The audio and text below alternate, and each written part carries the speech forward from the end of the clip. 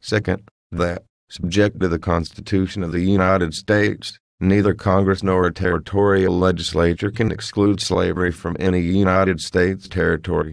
This point is made in order that individual men may fill up the territories with slaves, without danger of losing them as property, and thus enhance the chances of permanency to the institution through all the future. Third, that whether the holding a Negro in actual slavery in a free state makes him free, as against the holder, the United States courts will not decide, but will leave to be decided by the courts of any slave state the Negro may be forced into by the master. This point is made, not to be pressed immediately but, if acquiesced in for a while, and apparently endorsed by the people in an election, then to sustain a logical conclusion that what Dred Scott's master might lawfully do with Dred Scott in the free state of Illinois, every other master may lawfully do with any other one, or 1,000 slaves, in Illinois or in any other free state. Auxiliary to all this, and working hand in hand with it, the Nebraska doctrine, or what is left of it, is to educate and mold public opinion, at least Northern public opinion, not to care whether slavery is voted down or voted up. This shows exactly where we now are, and partially, also, with it we are tending, it will throw additional light on the latter to go back and run the mind over the string of historical facts already stated.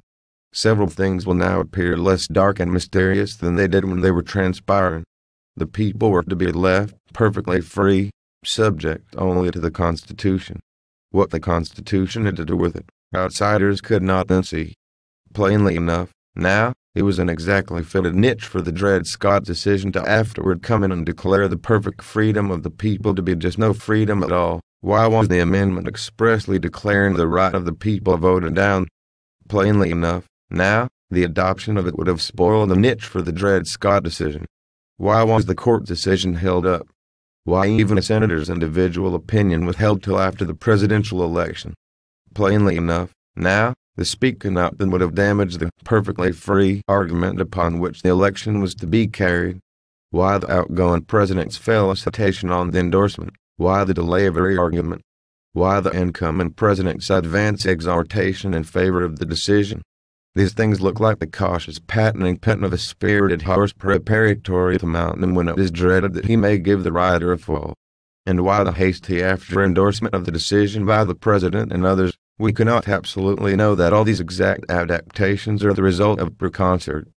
But when we see a lot of framed timbers, different portions of which we know have been gotten out at different times and places and by different workmen, Stephen, Franklin, Roger, and James, for instance, and when we see these timbers joined together and see they exactly make the frame of a house or a mill, all the tenons and mortises exactly fitting, and all the lengths and proportions of the different pieces exactly adapted to their respective places, and not a piece too many or too few, not omitting even scaffolding, or, if a single piece be lacking, we see the place in the frame exactly fitted and prepared yet to bring such piece in. In such a case, we find it impossible not to believe that Stephen and Franklin and Roger and James all understood one another from the beginning, and all worked upon a common plan or draft drawn up before the first blow was struck.